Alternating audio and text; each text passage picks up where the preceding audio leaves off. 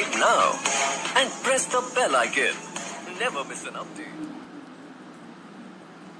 और अगले कवि के रूप में मैं बुलाती हूँ सुमंत जी भाटी को, जो चित्तौड़गढ़ में वरिष्ठ अध्यापक संस्कृत के रूप में कार्यरत है और देखते हैं जानते हैं कि किसको वो इतना भुलाना चाह रहे हैं पर भुला नहीं पा रहे। सुमंत जी भाटी, स्वागत है। हेलो, सभी श्रोताओं को मेरा प्यार भरा नमस्कार। मेरी आवाज आ रही है मैडम? आ रही है मैडम। मैं 4 पंक्तियों से अपने काव्य पाठ की शुरुआत करना चाहूंगा, निवेदन करता हूँ, सुनिएगा। स्वागत। कि मुस्लिम कुरान मांगे, हिंदू भी राम मांगे, गुरु ग्रंथ सिख मांगे, ईसाई ईसा मांगता, प्यासा भी नीर मांगे, रांझा भी हीर मांगे, मातृभूमि वीर मांगे, कुर्बानी देश मांगता, बाग भी बहार मांगे, महफिल दिलदार मांगे, कुमुदिनी भी चांद मांगे, भ्रमर कली मांगता, और दौलत भी मांगे नहीं, शोहरत भी मांगे नहीं, दोनों हाथ जोड़ के सुमंत प्यार मांगता। क्या बात है, क्या बात है, हाथ जोड़ के सुमंत प्यार मांगता। और मैं अपने गीत की थोड़ी सी प्रस्तावना बताना चाहूंगा। मैंने ये गीत जितने भी भूतपूर्व प्रेमी और वर्तमान प्रेमी, मैंने सभी को इसमें सभी की भावनाओं का ख्याल रखने की कोशिश की है। और जी, सभी जी अपने अपने प्रेम तक पहुंचने की कोशिश करें और 3-4 मिनट जब तक मैं ये गीत सुनाऊं, बिल्कुल अंतर मन से इस गीत को सुने, ये बाहरी मन से सुनने का कतई नहीं है। मैं निवेदन करता हूँ, सुनिएगा। जज साहब, निवेदन करता हूँ, सुनिएगा। हाँ, सुनाइए। कि तुमको बहुत भुलाना चाहा, तुमको बहुत भुलाना चाहा, पर तुमको ना भूले हम, जिन झूलों में झूले हम, वो झूले ना भूले हम। शीतल झरनों की कलकल में, शीतल झरनों की कलकल में, तेरा राग मिलाना हो, छूकर मेरे तन मन को तेरा कंपन कर जाना वो। कागज की किश्ती पर लिख कर, कागज की किश्ती पर लिख कर, नाम तेरा तेरा ना हो, डूब गई किश्ती तो कजरी आंखों का भर आना वो। तेरे अश्क पोंछ कर हम तो तेरा हल्का करते मन, तुमको बहुत भुलाना चाहा, पर तुमको ना भूले हम। खिड़की से चुपचाप कंकरी, खिड़की से चुपचाप कंकरी, जब तुम फेंका करते थे, तेरी सी अदा पर जानम 100 बारी मरते थे। तेरी उस मुस्कान को गोरी, कवि मन की विवशता देखिए आप, तेरी उस मुस्कान को गोरी, तेरी उस मुस्कान को गोरी, लिख नहीं सकती मेरी कलम, तुमको बहुत भुलाना चाहा, पर तुमको ना भूले हम। प्रेम का वो चलचित्र हमारी आंखों में मंडराता है, तेरे विरह प्रेम की पीड़ा में ये जोगी गाता है। तेरे छूने से होता है मेरे तन में स्पंदन, मेरी नींद उड़ा देता है तेरे नैनों का अंजन। आह्लादित मेरा मन होता देख तेरा ये भोलापन, तुमको बहुत भुलाना चाहा, पर तुमको ना भूले हम। कोई शहद घुली हो जैसे, कोई शहद घुली हो जैसे, बोली में मीठी सरगम, छाया चित्र तुम्हारा सुंदर हर लेता है मेरे गम। बसे हुए हो दिल में दिलबर, नीत हमारे ओ हमदम, हमको याद रहेगा प्रियतम सदा तुम्हारा वो संगम। तेरी याद में फिरता हूँ मैं जैसे आवारा बादल, कोई कहे है दीवाना, मुझको कोई कहता है पागल। हरदम छाए रहते दिल में, हरदम छाए रहते दिल में तेरी यादों के बादल। और अगली जो पंक्ति मैं बोलने जा रहा हूँ जज साहब, संपूर्ण गीत को इस पंक्ति पर न्यौछावर करता हूँ, आप सभी का ध्यान चाहता हूँ। हरदम छाए रहते दिल में तेरी यादों के बादल, अब तक है संबंध हमारे जैसे पावन गंगा जल। अब तक है संबंध हमारे जैसे पावन गंगा जल। महक रहा है जीवन मेरा जैसे कोई चंदन वन। तुमको बहुत भुलाना चाहा पर तुमको ना भूले हम। खत में भेजे फूल तुम्हारे, खत में भेजे फूल तुम्हारे, अब तक बंद किताबों में। इश्क प्याले पीकर आशिक डूबे मस्त शराबों में। तेरी पायल की रुनझुन ने, तेरी पायल की रुनझुन ने मेरे मन को चुरा लिया। मधुर चूड़ियों की खन खन ने मेरा मन बेचैन किया। मुझ पर सम्मोहन करता है, मुझ पर सम्मोहन करता है तेरा गदराया यौवन। तुमको बहुत भुलाना चाहा पर तुमको ना भूले हम। और अंतिम बंदी इस गीत का मैं निवेदन करता हूँ। कहाँ समस्या आती है प्रेम में, कहाँ दिक्कत आती है, निवेदन करता हूँ, सुनिएगा। थोड़ी सी शीघ्रता कीजिएगा। कि मजहब और धर्मों की जंजीरों ने हमको बांध लिया। मजहब और धर्मों की जंजीरों ने हमको बांध लिया। प्रेम परिंदों को इस जग ने जब चाहा जब कैद किया। और प्रेम की पावनता को मजहब बेरी लील गया। अपने प्रेम ग्रंथ को कोई चलता जोगी कील गया। मेरे दिल में दफन हुआ है, मेरे दिल में दफन हुआ है तेरे बिछोहे का ये गम। किंतु आज निकल आया है गीतों में बनकर सरगम। क्या बात है, किंतु आज निकल आया है गीतों में बनकर सरगम।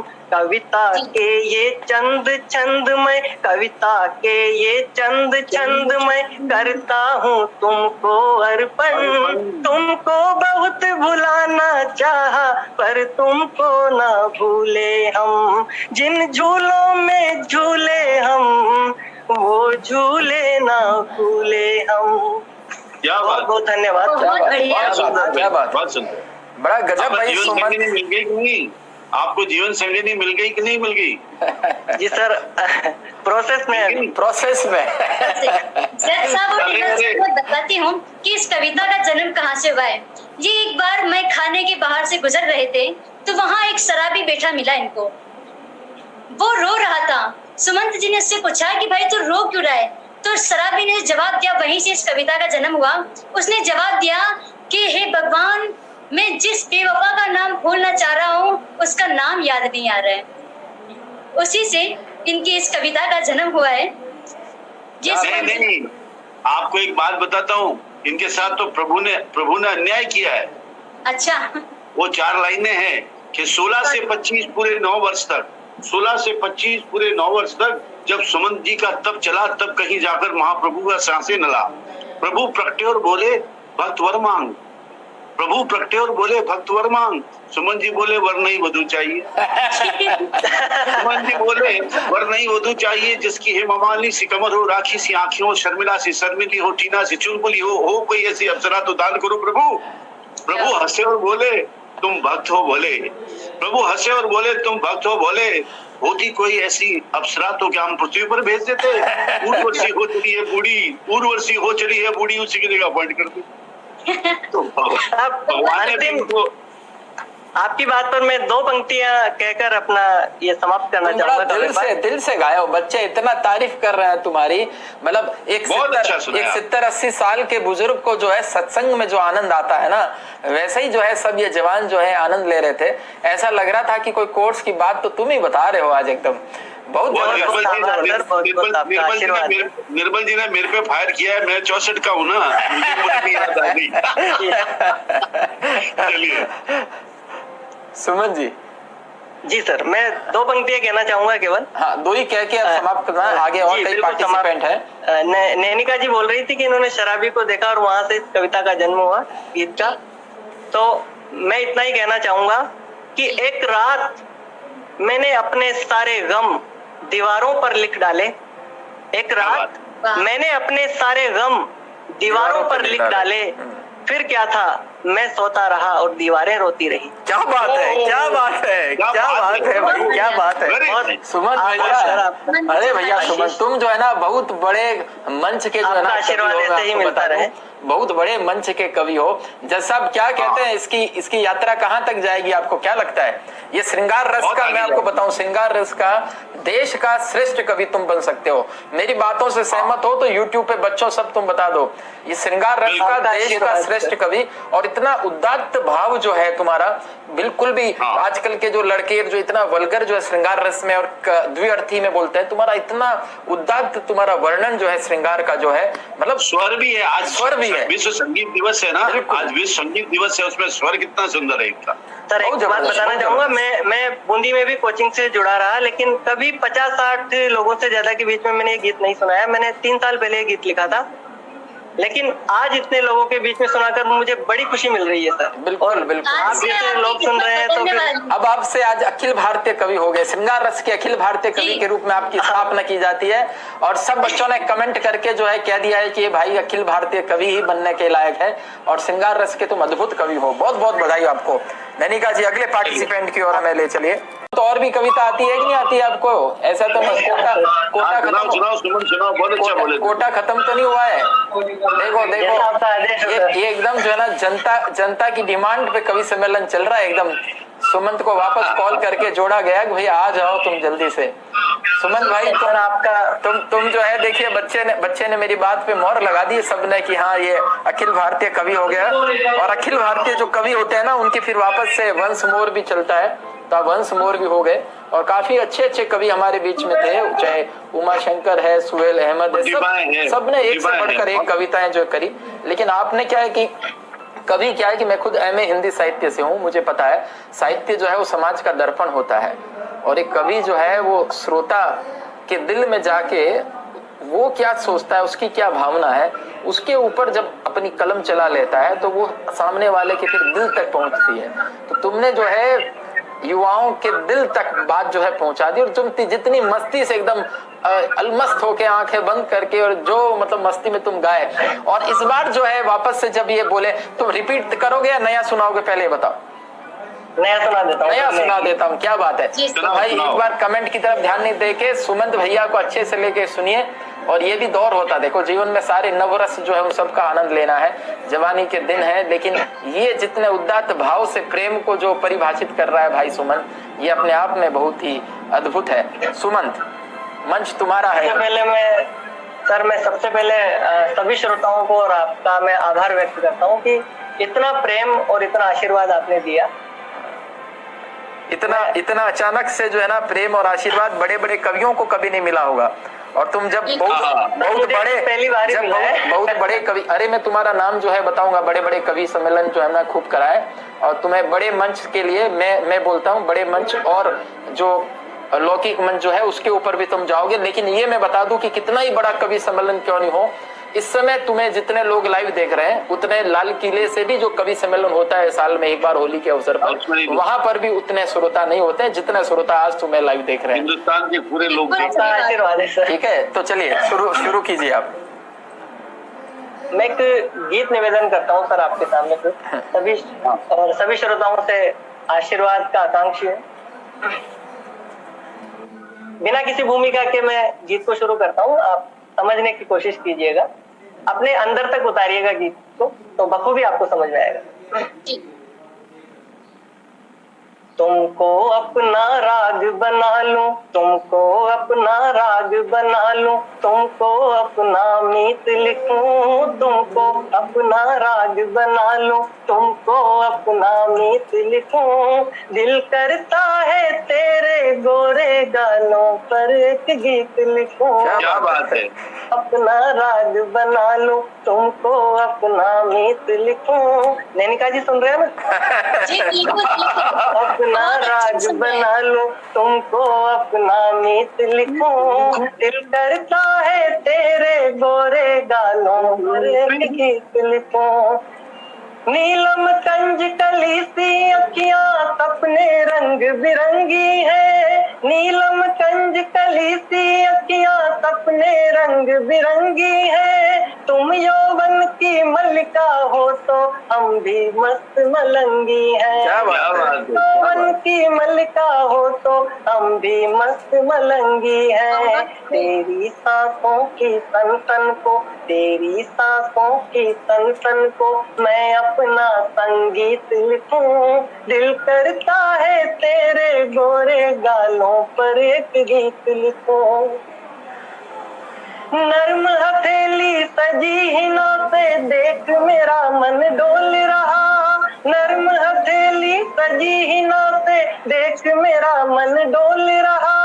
अधर से छू लूं इसे चूम लूं, बार बार दिल बोल रहा। क्या बात है। छू लूं इसे चूम लूं, बार बार दिल बोल रहा। तुम पूनम की धवल चंद्रिका, तुम पूनम की धवल चंद्रिका, पावन परम पुनीत लिखूं। दिल करता है तेरे गोरे गालों पर एक गीत लिखूं।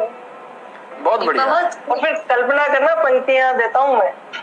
कि काले केश तेरे घुंघराले अंबर में लहराते हैं, काले केश तेरे घुंघराले अंबर में लहराते हैं। काले बादल का भ्रम पाले नाच मयूरे गाते हैं। क्या बात है। काले बादल का भ्रम पाले नाच मयूरे गाते हैं। तू है एक अनमोल नगीना। और हिंदी साहित्य के पारखी बेटे मैं पंक्ति निवेदन करता हूँ। एक अनमोल नगीना, तू है एक अनमोल नगीना, तुझको कैसे प्रीत लिखूं। दिल करता है तेरे गोरे गालों पर एक गीत लिखूं।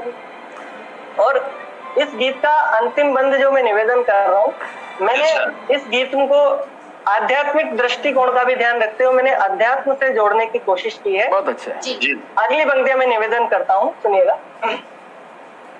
कि बाल कृष्ण की अनुपम छवि को अपलक देखे ब्रह्म महेश, बाल कृष्ण की अनुपम छवि को अपलक देखे ब्रह्म महेश। बाल सखों पर चढ़ मटकी से माखन चोर रहे अखिलेश, बाल सखों पर चढ़ मटकी से माखन चोर रहे अखिलेश। मनमोहन के मुख से झरता, मनमोहन के मुख से झरता, तुझको मैं नवनीत लिखूं। दिल करता है तेरे गोरे गालों पर एक गीत लिखूं। तुमको अपना राग बना लूं, तुमको अपना मीत लिखूं। मैं निवेदन करता हूँ जज साहब से और निर्मल सर से कि एक बार मेरे गीत के साथ रिदम मिलाकर बताइए कि सभी लोग मैं तो बजा रहा हूँ। क्या बात है। मैं तो वैसे ही बजा रहा हूँ। तुमको अपना राग बना लूं, तुमको अपना मीत लिखूं। दिल करता है तेरे गोरे गालों पर एक गीत लिखूं।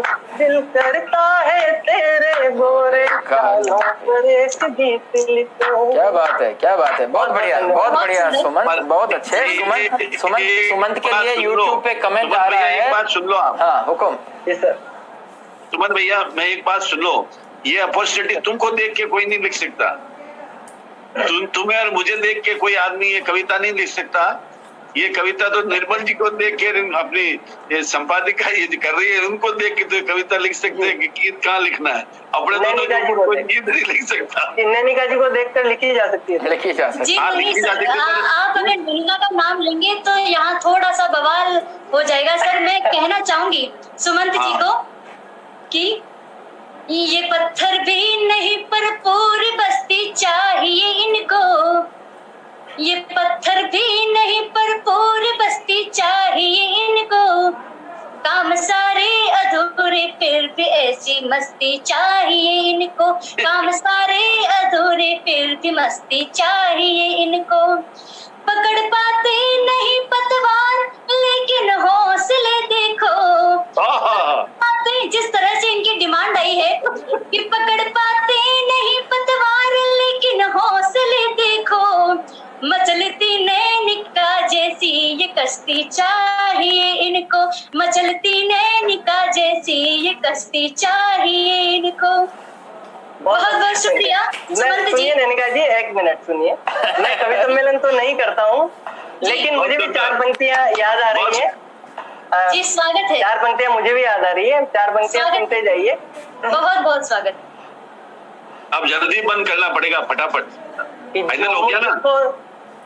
जो मुझको देख लेती है वो नखरे झाड़ देती है, जो मुझको देख लेती है वो नखरे झाड़ देती है, मेरे चेहरे पे वो अपनी निगाहें गाड़ देती है, मेरे चेहरे पे वो अपनी निगाहें गाड़ देती है, मैं उनको मिल सकूं वो मांगती मुझको इबादत में, मैं उनको मिल सकूं वो मांगती मुझको इबादत में, मैं सपने में भी आ जाऊं वो तकिए फाड़ देती है, मैं सपने में भी आ जाऊं। बहुत बहुत धन्यवाद भाई सुमंत। अभी दोनों का जो है ना आपस में, सुमंत और नैनिका, इन दोनों कवि सम्मेलन से काफी सब अच्छे थे, लेकिन तुम दोनों प्रतिभाएं जो है बड़ी जबरदस्त निकल के आई हो। और मैं बताऊं कि तुम दोनों अखिल भारतीय कवि सम्मेलन में भाग लेने वाले। अच्छा, एक बातचीत हम करेंगे कि एक अच्छा लगा मुझे इनका संचालन, मैडम भी बहुत अच्छी थी, भारती राठौड़ थी, भी अच्छी थी। सुमंत बताइए कैसे। हाँ बोलो। क्षमा चाहूंगी सर। हाँ जवाब देगी पक्का। अगर मैं अभी चुप रही तो सारी लड़कियां मुझे जरूर बाद में ताना देगी कि नैनिका तुम चुप हो गई। तो मैं इनका जवाब देती हूँ। ये कवि सम्मेलन इतना ऊंचाइयों पे, मेरी आदत नहीं। जी सर, ये कवि सम्मेलन इतनी ऊंचाइयों पे जाएगा ये कल्पना ही नहीं थी। मतलब एकदम जो मंझावा कवि सम्मेलन जो होता है, क्या जज साहब क्या लगता है आपको एकदम यो? और जो हल्की नोक झोंक और कवि और कवित्रियों की जो होती है, ये अपने आप में एक ऐतिहासिक कवि सम्मेलन है। मैं बताऊं यूट्यूब के इतिहास में इस प्रकार से लाइव कवि सम्मेलन कभी नहीं हुआ है, अद्भुत है। और ये कवि सम्मेलन इतना ऊंचाइयों पे गया है। आप सब अगर जितने विद्यार्थी श्रोता जो फेसबुक और यूट्यूब पे लाइव देख रहे हैं, अगर मेरी बात से सहमत हो तो कमेंट जरूर करना।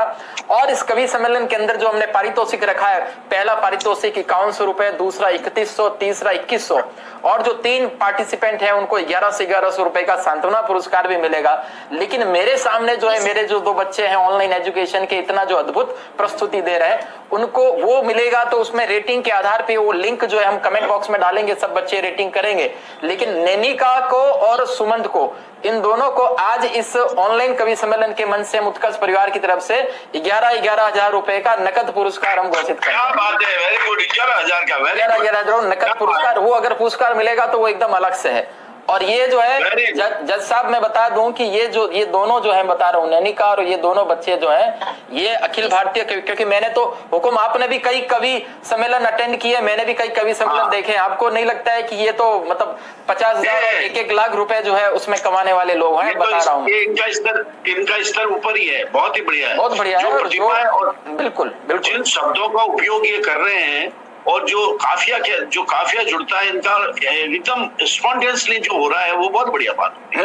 मैं इनको आशीर्वाद भी देना चाहता हूँ कि ये दुनिया में आगे बढ़े और उत्कर्ष के माध्यम से अगर आज ये इस प्लेटफॉर्म पे आए हैं तो आगे इनका जीवन बनेगा। आपने तो 11,000 रुपए का प्राइज हाथों हाथ दे दिया, तो बहुत बड़ी बात है। जी सर, मैं ये कहना चाहूंगी कि आज जो भी मैंने कविता पढ़ी है, ये केवल उत्कर्ष की ही देन है जो मेरी कलम से निकली है सर। इसके पहले इस तरह की कविताएं मैंने कभी नहीं की।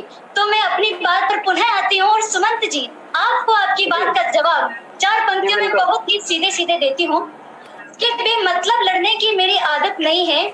जब आपने इबादत का कहा था तो उस पे पढ़ती हूँ कि बेमतलब लड़ने की मेरी आदत नहीं है, ना हो कबूल वो मेरी इबादत नहीं है। बेमतलब लड़ने की मेरी आदत नहीं है, ना हो कबूल ऐसी मेरी इबादत नहीं है। हर लड़की को देख के हो जाते लड़के पागल, हर लड़की को देख के हो जाती लड़की पागल। आखिर लड़कों की ये आदत जाती क्यों नहीं है, आखिर लड़कों की ये आदत जाती क्यों नहीं? सर जी, अगर मैं कुछ बोलूंगा तो फिर आप मैडम कुछ बोलने के लिए कहेंगी तो जी सर, अब हमारा आप टाइम कहे हो तो चुका मैं है। मेरी तरफ से अंत। हाँ, आप जो है नहीं सर, मेरी हम बात सुनो। इसको सुमन आगे सुमन जो है बढ़ाएंगे। सुमन जो है हमारे सामने जो है नारी शक्ति है। आप तुम कहो कि भाई जी। मैंने हार मान ली है, ऐसा बोल दो एक बार। जी सर, मैंने हार मान ली। और इस हार में जीत है। देखो सब